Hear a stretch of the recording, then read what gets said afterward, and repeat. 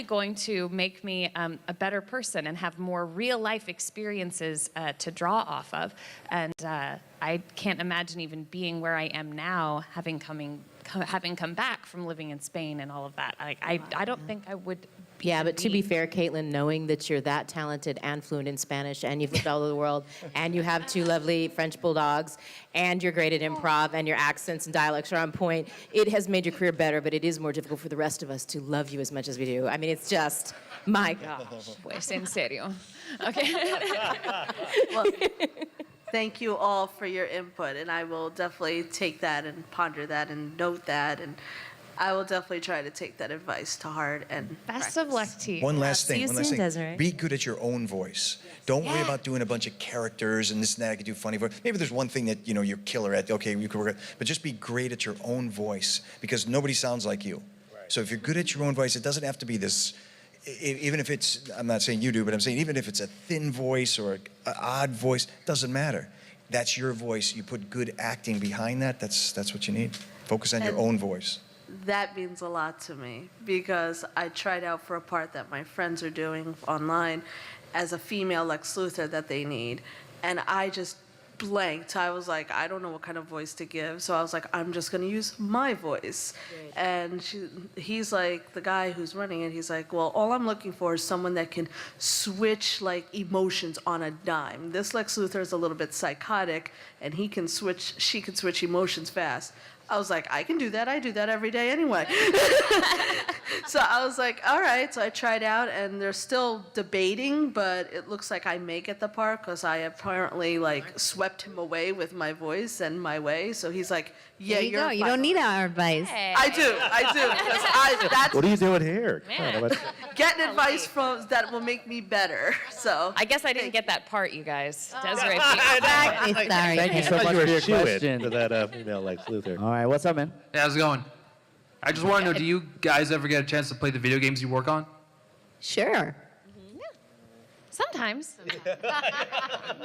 Not as often as I'd like, because sometimes you get busy and then you're on something else. And I always try to watch cutscenes or people play at least something, because I'm not very good. So it's going to take me forever. I'm just like, wait, what do I call him again? It would take me forever just to get through stuff. So a lot of times, my personal, I will watch cutscenes and watch somebody play.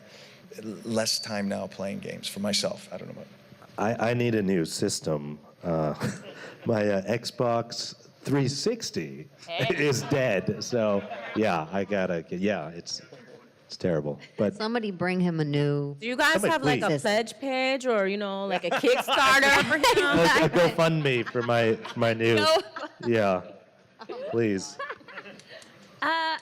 Yeah, same. I'll try and watch some cutscenes and things because I'm not terribly great at playing, but I have played a heck of a lot of Street Fighter because I used to play it when I was a kid, and now I'm in it, so that was like the coolest thing ever when that came out. I'm not super good or anything, but I like to button mash, and yeah. I love to butt mash. No, I don't know what that is. Yeah. Button It mash. sounded like butt. It sounded like. That's something else, Lucy. Yeah. Okay. I'll leave now. I'm For sorry. the over 18 channel. Nothing, Again. Oh, nothing to God. do with video. Dana Snyder has a Speaking panel of about the that later. industry, Yeah, exactly. Yeah, I'm really bad at Overwatch, but I try to play to get better. It's hard to just walk straight sometimes. Just walking is a challenge. It's fun. And that's not the game you're talking about either. No. Oh, right. That's okay.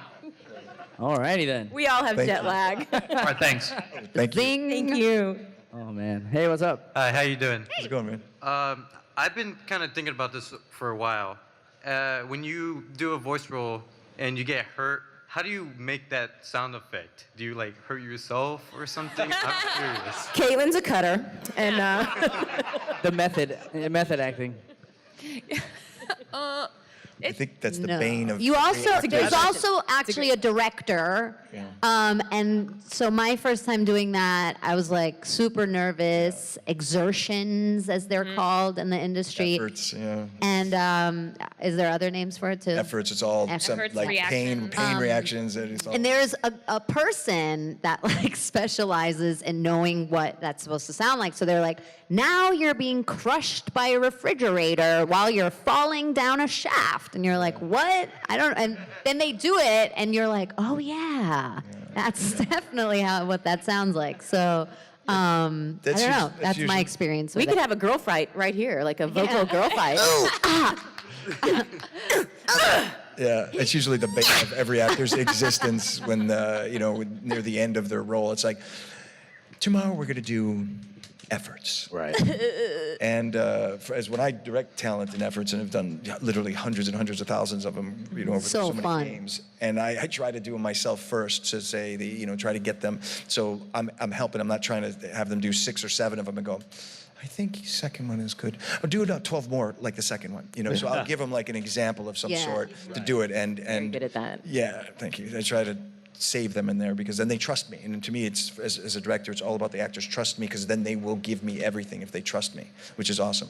But I think everybody has a little different way of doing it, and some people are used to it a little more, and so they could do it. But then some actors, they're not used to it, and very quickly they could start to fry themselves, and then they're not working for the rest of the week. So I'm very careful about that when I direct talent for efforts. But there's so many different ways depending on how are they falling, getting stabbed, and on fire, what's going on. There's so many That's different. definitely an imaginary thing. I've never been asked to fall or be electrocuted for the role. Yeah. You know what I mean? Like, I think in Quake, like I died in acid, and it was, but they, there was no acid involved. It's definitely some of it's sense memory, but since I've not had an experience in acid, it's really Not good. since college. Yet?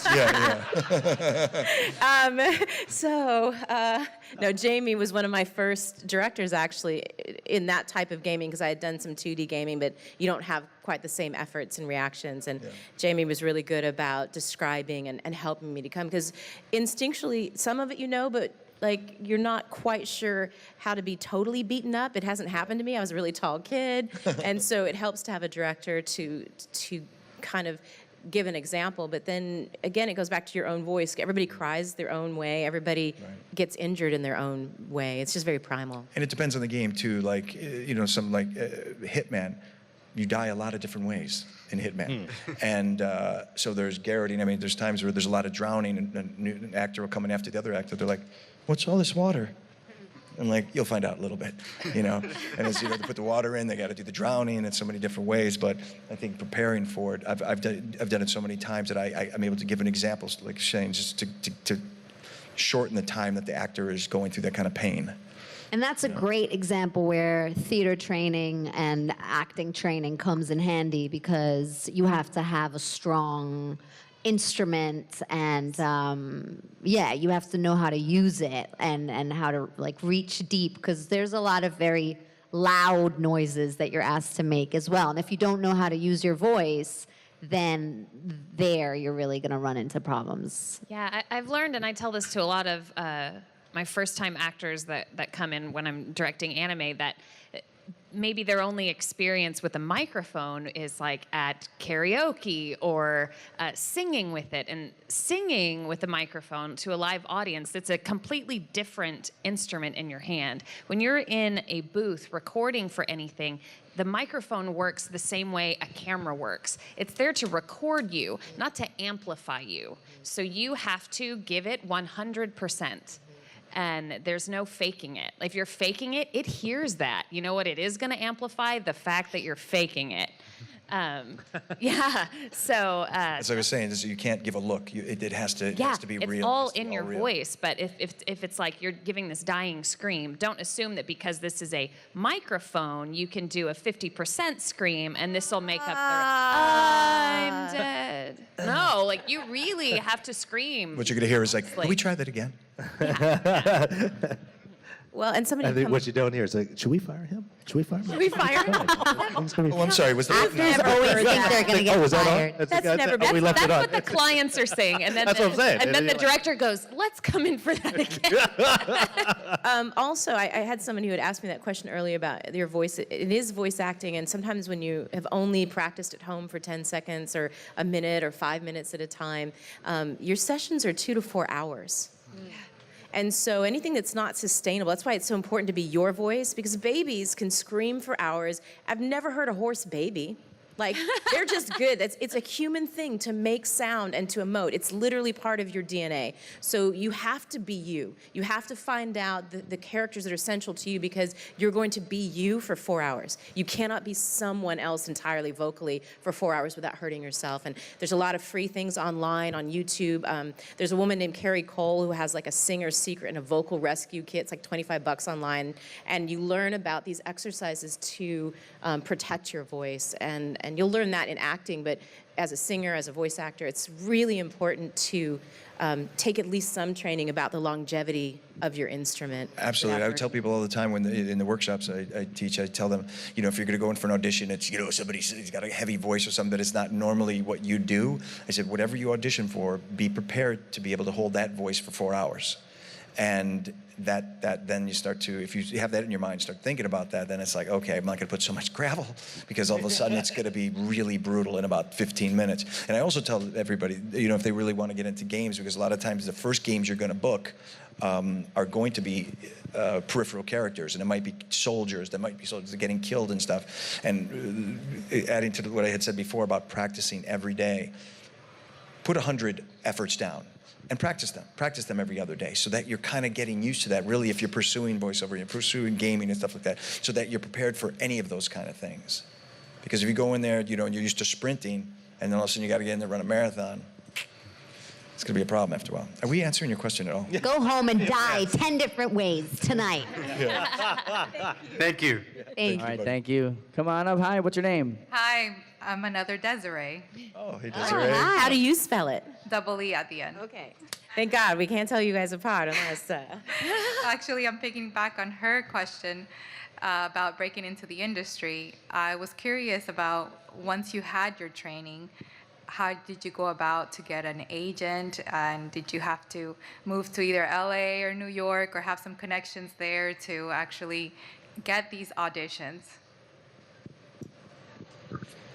Because a lot of it, I mean, you're in LA, Dallas, a lot of it takes place down, That's right? true. New York. I started in San Francisco, but then I had moved to LA already when I was already doing voice acting.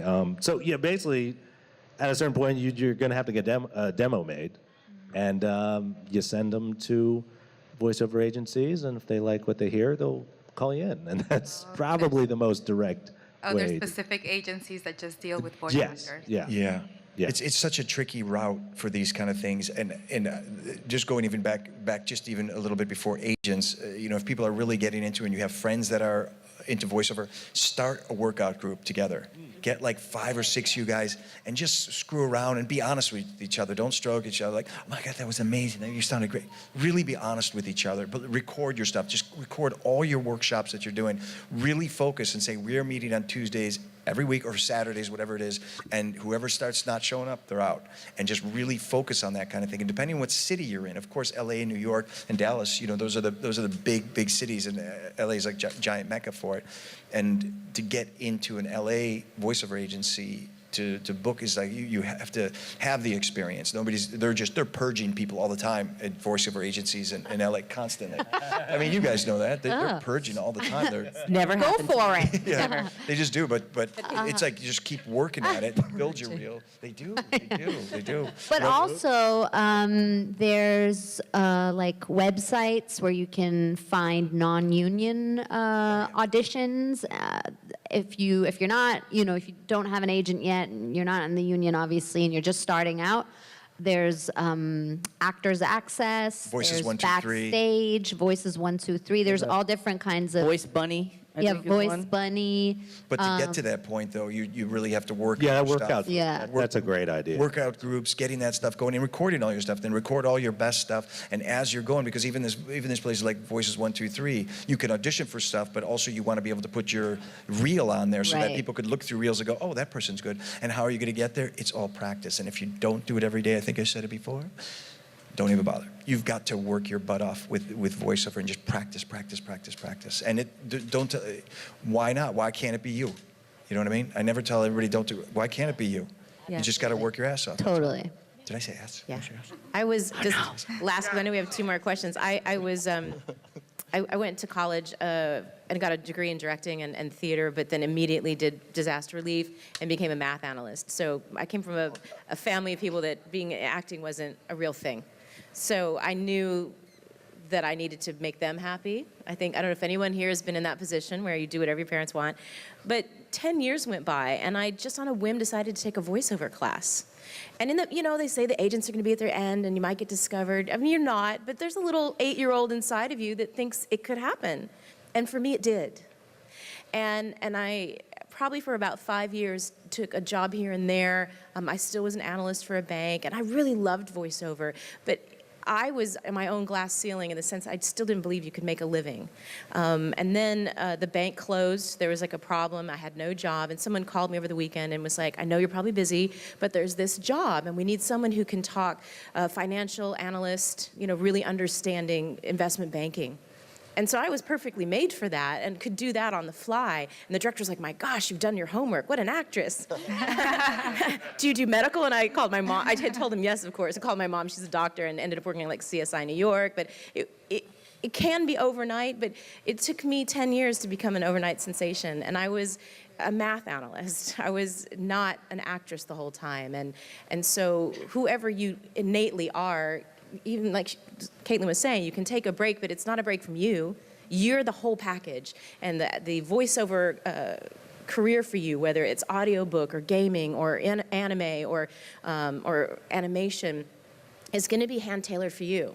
And you can have some swagger if you know how to be you, and you know the things that you're passionate about, and your reel is just a bunch of you. And so doing this workout that Jamie's talking about, finding out like if you're really into M theory and string theory, like one of your characters is a scientist, one of them's a banker, one of them's a soldier. What makes you special is what makes you special. And so definitely look after that and know that for some people it happens automatically in a couple of years or a couple of minutes or 10 years. And you'll be here on some panel and it seemed like a really unlikely path, but it was yours. Oh, that's Doesn't so hurt that you're inspiring. Doesn't hurt that you're an amazing singer too.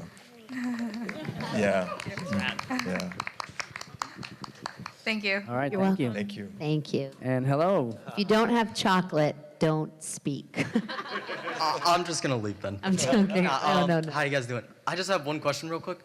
What would you say would be the funniest line you guys have ever done, like in your voice actor career? I feel like Caitlin has something. I gotta think about it. The trouble is with voiceover, I think, especially games and anime, we don't memorize things. We don't have scripts ahead of time. So when we come in, it's cold reading. We see a line and we don't really get to practice it. Practicing is actually recording, and they might keep your first take. So it's very hard to remember the keepers. I mean, I can't remember lines from things I did memorize from all the plays and stuff that I've done. I think the funniest stuff I've said might be inappropriate. I think the funniest thing that I ever wrote in a game was for Hitman, where in Absolution, where it just stuck out because it's so ignorant. And Fasano was a detective that was giving his commander a problem. They just didn't like him, and he looks at him and he says, "Look at that Fasano. He looks like a reader." A reader? Yeah, he's a book guy. You know? It's a good So insult. that was my favorite. Does anyone? Oh, yeah. We were talking about, efforts and exertions earlier, and I think they're not lines, but, any of the death screams where it's, because it's just so specific, you're electrocuted, you're being burned to death. It's like, that's different? Okay, but like you have to make the difference, And electrocution for me, there's always a little bit of teeth in it, like, that kind of, and then burning is just, screaming your lungs off, I would think, because that would be incredibly painful, right? But yeah, that always kind of cracks me up when we do that. Not here. I did do Rune Factory, and there was this little character, a tiny character, and they're escaping. And this big character gets in, and the balloon is supposed to take off, and all of these people are coming, and they run into the balloon, and they go, and they push the button, and nothing happens, and it's a super awkward moment. And she just looks up to this huge guy, and she's like, "Maybe you got fatter."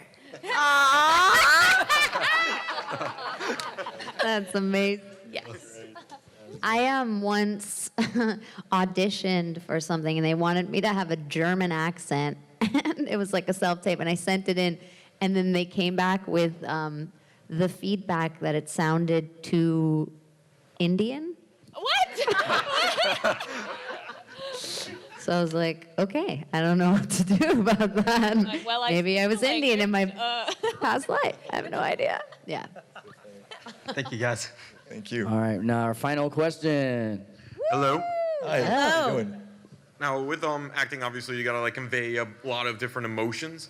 So, what would you say was the toughest and the most fun emotion to act with? Great question to end on, right? Why don't we just go through the panel, right? What, you want to start? Yeah, sure. I feel like it's not one emotion. I feel like there's always a lot going on. That being said, in Overwatch, I really love all the Genji interactions because it's like kind of flirtatious and lovely and hopeful at the same time. So for me, there's always a bunch of emotions flowing into one thing. So yeah, that would be my answer. As you know, I haven't done that. I've done side-on and a couple other things, but what I've directed, watching the actors, some of the most difficult, most interesting stuff is when, and for them to convey it, and it's just, you hear these people do it, and you're just like, God, who are you? How did you do that? And when they're trying to convey something that's hidden, a hidden emotion, hidden feeling about what's going on in any particular situation, but trying to hide that. So how do you do that? How does that sound where it doesn't sound fake, where you're like, oh, it's stuttering or something? It's watching the actors do that kind of stuff is, to me, is some of my favorite things to direct and watch, and just the hidden emotions and all the secret agendas. And we're just thinking about lunch. How do I hide that I really need to go to the bathroom? Yeah, exactly. Really Don't love want to make this the guy, clients but- mad. You looked really irritated there. That was great. I'm just going to use it. I'm going to use it. Actually, what I like, one of the things I like the most about voicing Zenyatta is that it's really kind of the complete opposite of your usual video game work, where you're just, you're screaming your head off for hours. Because he's a robot monk, and he's very zen, he's very relaxed. And so it's actually kind of nice to go in for a couple hours and just be one with the iris. And it actually makes me a little more relaxed. For particular, if I had a little incident on the 101 or something like that, and, it just kind of helps. Brings me One with the peace. traffic. Exactly. I started off playing a lot of proper characters. My mom's British, and I hadn't lived in the States very long, and so I did audiobook and really nice characters, and they were always quite put together. And just recently, I've started to play warriors, African warrior, and really very masculine, or for lack of a better, no, I won't say masculine women, very strong women. And I think it's difficult because when they are dying or in a situation, there is a femininity that comes out when you're in pain. And I think for me, it's difficult to let go of that warrior and be honest, because a director will say, are you really on fire?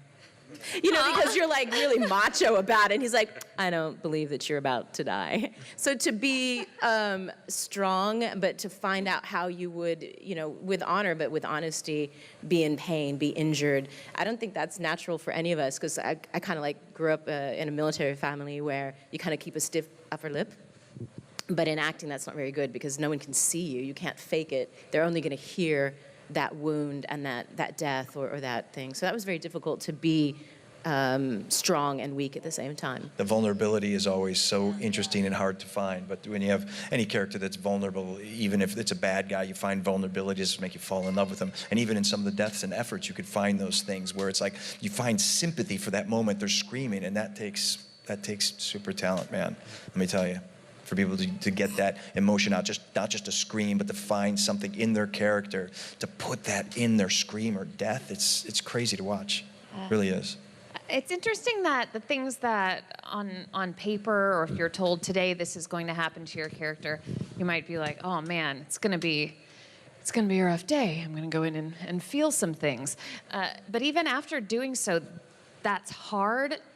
But those are some of my favorite days. It's extremely cathartic to get to live out some of the emotions that maybe you bottle up or save for later and go, okay, I'll deal with that at some point, and you never do. So when the opportunity arises in the booth, it is the most wonderful thing, and you step out while you're all snotty and gross and you're exhausted, but you feel lighter somehow. That's a good point, because So- let me tell you, when you're recording these games and these emotional moments, the room is feeling it. If you're feeling it there, believe me, when you're recording and you see these actors doing this kind of stuff, you're just like, everybody in the room's just like, I love you, man. Everybody's just like, it's so emotional, because they really have to go there. And like you're saying, it takes a lot out of these actors when they're doing games, and to find these emotional moments, and they have to, use something in their past, use something in their moment. Everybody could pretend, but the actors that, like up here for sure, they're so serious and they're so professional that they're going to find that emotion. They're going to go there. They're going to give it 100% and give everything. And by the end, you got to take a little break. Everybody takes a break, gets some water, and moves on. But it's really special to watch that. It's like a gift. I'm telling you. You watch it, you're just like, I can't believe this is what I'm doing. And I'm getting to see these people pour their emotions out and move us so emotionally. I think that's probably why you guys like the game so much. If we weren't doing the real thing, you wouldn't care about the characters that you get to play as. So, Thank you. thank you. All right. Thanks, everybody, for their questions. And, of course, thank you guys so much for taking the time to be with us here today. You're going to be here all weekend, right? Yes. So make sure you guys go and visit them down at their booth. Now, before we do leave, we're going to be taking a selfie with everybody here in the crowd. Before we do that, let's give a nice big round of applause to our guests. Give it up for Lucie Pohl, Jamie Mortellaro, Feodor Chin, Mela Lee, and Caitlin Glass, everybody. Let's hear it. Thank you guys so very much. Thanks for coming out, and enjoy the rest of the Paradise City Comic. Hey guys, we hope you liked that video, and we hope to see you at the next Florida SuperCon, which, by the way, is July 12th through the 15th at the Greater Fort Lauderdale Convention Center. You can get tickets by clicking right here. It's that easy. Click here to see some more great videos, and click here to subscribe to the channel. Thanks for watching, guys. We'll see you next time.